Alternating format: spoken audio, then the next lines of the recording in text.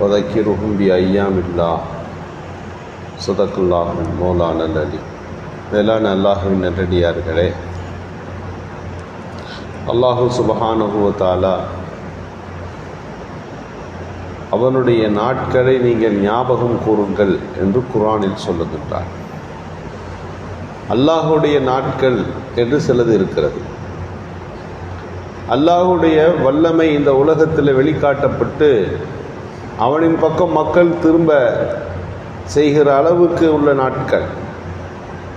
அல்லாஹ் ரசூலோடு சம்பந்தப்பட்ட தினங்களுக்கு அல்லாஹுடைய நாள்கள்னு பேர். வதக்கிருஹும் பி அய்யாமில்லா, அந்த நாள்களில் அல்லாஹ் ரொம்ப ஞாபகப்படுத்தணும். அந்த வகையில் ஒரு பெருநாள் தொழுகையான தினங்களாக இருக்கலாம், துல்ஹஜ்ஜின் மாதங்களாக இருக்கலாம், இதுவெல்லாம் அல்லாஹுடைய நாட்கள். இதில் அல்லாஹுடைய வல்லமை வெளிப்பட்டது. அல்லாஹுடைய வல்லமை வெளிப்பட்ட நாட்கள் என்பதால் தான் அங்கே மக்காவிலே ஹஜ்ரத் இப்ராஹிம் அலைஹிஸ்ஸலாத்தோடு வாழ்க்கையோடு சம்பந்தப்பட்ட பல்வேறு விஷயங்கள் ஞாபகப்படுத்தப்பட்டு அல்லாஹுடைய வல்லமை அங்கே ஞாபகப்படுத்தப்படுகிறது. எனவேதான் தக்பீர் சொல்லிக்கொண்டே இருக்கின்றோம். இந்த தினங்களிலெல்லாம் இருக்கிற அமல்களில் சிறந்த அமல் தக்பீர் சொல்லுவது. அல்லாஹ்வுடைய வல்லமைனா என்ன? நீங்கள் ஒரு 10 தினங்களாக நீங்கள் கேள்விப்பட்டு கொண்டே இருப்பீர்கள். சூடானில் ஒரு மனிதர் ஹஜ்ஜுக்காக வேண்டி புறப்பட்டு வருகிறார். அங்கே ஏர்போர்ட்டில் அவர் அமர்ந்திருக்கிறார். எல்லா ஹாஜிகளும் சூடான்லேருந்து புறப்பட்டார்கள். ஃப்ளைட்லாம் ஏறிட்டாங்க. அவர் பேரில் இருந்த ஒரு சின்ன பிரச்சனை அவரை ஏற்றுக்கொண்டு போவதற்கு கொஞ்சம் பிரச்சனையாக இருந்தது. விசாரணை செய்துவிட்டு அப்படியே உட்கார சொல்லிட்டாங்க. கேப்டன் எல்லோரும் ஏறிட்டாச்சான்னு கேட்டார். ஒருத்தர் மேலே பிரச்சனை, அவர் வர்ற மாதிரி தெரியல. அவருக்கு விசாரணை நிறைவு வரவில்லை என்று அவர்கள் விட்டுவிட்டார்கள். ஃப்ளைட் எடுத்துக்கொண்டு போகிறார்கள். போகிற வழியிலே அந்த ஃப்ளைட் விமானத்தில் கோளாறு ஏற்படுகிறது. இவர் இங்கே கெஞ்சி கொண்டிருக்கிறார், என்னை விட்டுருங்க, நான் நியத்து செய்து வந்து விட்டேன், எனக்கு ஹஜ்ஜை நான் நிறைவேற்ற வேண்டும், எனக்கு ஏதாவது வழி செய்யுங்கள் என்கிறார்கள். விசாரணை அதிகாரிகள் அவரை விடுறதா இல்லை. அவர் மீது இருந்தால் மஹதி என்கின்ற கடைசியில் அவர் பேரோடு ஒட்டியிருந்த சில வார்த்தைகள் சந்தேகத்தை உண்டு பண்ணுகிறது. உங்களை மக்காவுக்கு அனுப்பலாமா வேண்டாமான்னு எங்களுக்கு ஒரு பெரிய பலத்த சந்தேகம் இருக்கிறது, இருங்க என்று அவர்களை அமர வைத்து விட்டார்கள். போன ஃப்ளைட்டு ரிப்பேர் ஆகி திரும்ப வருது. அவர் பார்க்குறாரு, நம்ம இந்த ஃப்ளைட்டில் தானே போகணும், அந்த ஃப்ளைட் திரும்ப வந்திருக்குதேன்னு கேட்டு அவர் மீண்டும் கெஞ்ச தொடங்கினார். என்னை நீ ஏற்றிருக்கலாம், லேட்டாகிருச்சுன்னு அது போயிடுச்சு, ஆனால் அல்லாஹ்வுடைய பெரிய உதவி நிற்கிது திரும்ப, எனக்கு வேகமாக என்னுடைய விசாரணையை நிறைவு செய்து என்னை ஏற்றுங்கன்னு சொல்லும்போது அங்கே இருந்த அதிகாரிகள், நீங்கள் அதை பற்றி யோசிக்காதீங்க, உங்கள் மேலே உள்ள பிரச்சனை பெருசாக இருக்குது, நீங்கள் உட்காருங்க அப்படின்னு அவரை மிரட்டி அவர்களை அமர வைத்து விட்டார்கள். அவர் அந்த ஃப்ளைட்டை பார்க்கிறார், ஆஜி பெருமக்கள் எல்லாம் ஏறி போவதை பார்க்கிறார். தனக்கு அந்த வாய்ப்பு போய்விட்டதே என்று அவர் அப்படியே அமர்ந்திருக்கிறார். 2வது தடவை அந்த ஃப்ளைட்டு புறப்பட்டு போகுது. போன ஃப்ளைட்டு திருப்ப விமான கோளாறு, இன்ஜினில் பழுது. மீண்டும் 2வது தடவையாக சூடான் விமான நிலையத்திற்கு ஹாஜிகளோடு புறப்பட்ட அந்த விமானம் திரும்ப இறங்கிருச்சு. இப்போ அந்த விமானத்தை இயக்கிய பைலட் இறங்கி வர்றார், விமானி இறங்கி வருகிறார்.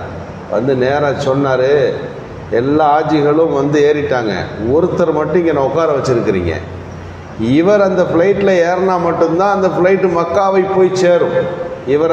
இவரை நீங்கள் தடுத்து வைத்திருப்பதாலோ என்னவோ தெரியவில்லை, அந்த விமானத்தில் என்ன பிரச்சனை என்று எங்களால் புரிந்து கொள்ள முடியல, நல்லா தான் இருக்குது, போகும்போது அதில் கோளாறு வருது, இவரை ஏத்தனா தான் சரி வரும் என்று சொல்லி அந்த விமானி அந்த ஆஜியை கையோடு அழைத்து கொண்டு போய் விமானத்தில் ஏற்றுறார். மக்களெல்லாம் சொன்னார்கள், நீங்கள் வராதனால தான் என்னவோ தெரியல, இந்த ஃப்ளைட்டு போக மாட்டேன்னுது, ஆஜி நீங்கள் ஏறுங்க என்று அவரை ஏற்றி அமர்த்துகிறார்கள். இந்த 2 தடவை கோளாறுன்னு சொன்ன விமானம் இந்த தடவை பறந்து நேராக மக்காவுக்கு போகுது. இந்த செய்தி பரவிய உடனே மக்காவில் இருந்த அதிகாரிகள், இன்னும் ஹஜ்ஜு சம்பந்தப்பட்ட முக்கிய வழிகாட்டுதலை தந்து கொண்டிருக்கக்கூடிய அத்தனை பேரும் ஃப்ளைட் அந்த ஏர்போர்ட்டுக்கே வந்துட்டாங்க அவரை வரவேற்பதற்கு.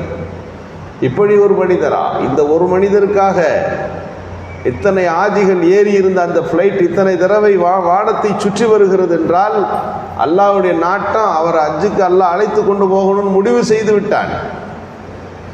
எத்தனை நிகழ்வுகள் நடந்தாலும் அவர் ஹஜ்ஜி தரிசனம் செஞ்சு ஆகணும். அவர் மக்காவின் மண்ணை போய் அடைந்தார் என்கின்ற இந்த செய்தியை நாம் பேசவில்லை. இன்றைக்கு அது ஒரு மிகப்பெரியதொரு அதிசயமாய் அற்புதமாய் இன்றைக்கு அது விவாதிக்கப்படுகிறது. இப்படி அல்லாஹுடைய வல்லமை என்பது அது போன்றது தான். பெரிய பூகம்பம் நடக்கும், எத்தனையோ கட்டிடங்கள் இடிந்திருக்கும், ஆயிரக்கணக்கான மக்கள் இறந்து போயிருப்பார்கள். ஒரு பச்சிளம் குழந்தை அந்த பூகம்பத்திலிருந்து உயிரோடு மீட்டு எடுக்கப்படும். ஒரு சின்ன கல்லுக்கு விழுந்திருந்தாலும், ஒரு சின்ன பொடிக்கல் தலையில் பட்டிருந்தாலும் ஒரு குழந்தையினுடைய மரணம் நிகழ்ந்துவிடும். ஆனால் அவ்வளவு பெரிய பூகம்பத்திலும் ஒரு பச்சிளம் குழந்தை 6 மாத குழந்தையை குஜராத்தினுடைய அந்த பூகம்பத்திலிருந்து எடுத்து வருகிறார்கள். ஏதோ காரணங்கள் சொல்லப்படுகிறது. எப்படி இந்த குழந்தை அவ்வளவு இடிமாடுகளில் உயிரோடு இருந்தது? இதுதான் அல்லாஹ்வுடைய வல்லமை என்பது. அல்லாஹ் வாழ வைக்க வேண்டும் என்று முடிவு செய்து விட்டால், அல்லாஹ் அவருக்கு ஒன்றை தர வேண்டும் என்று முடிவு செய்து விட்டால் அல்லாஹுடைய வல்லமை எங்கு வெளிப்பட்டு இருக்கிறது. அதுதான் நாம் ஹஜ்ஜில் இப்ராஹிம் அலைஹிஸ்ஸலாத்துடைய வரலாற்றிலே பார்க்கிறோம். இஸ்மாயில் அலைஹிஸ்ஸலாத்தை அறுக்க முற்படுகிறார்கள், வேகமாய் தயாராகிறார்கள், எத்தனை செய்து முடியவில்லை. அல்லாஹ் அங்கே தன் வல்லமையை வெளிப்படுத்துகின்றான். நீங்கள் ஆட்டை அறுத்து குர்பானி கொடுங்கள், இது ஒரு சோதனைக்காக வேண்டி இப்படி செய்யப்பட்டது என்று சொல்லுகின்ற போது இதுதான் இங்கே வல்லமையாக வெளிப்படுகிறது.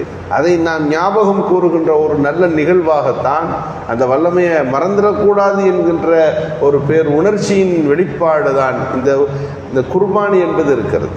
ரசூலுல்லாஹ் ரொம்ப கவனமாக கொடுப்பார்கள். பொதுவாக அகீகா என்பதெல்லாம் ஆடு கொடுத்தா போதும்.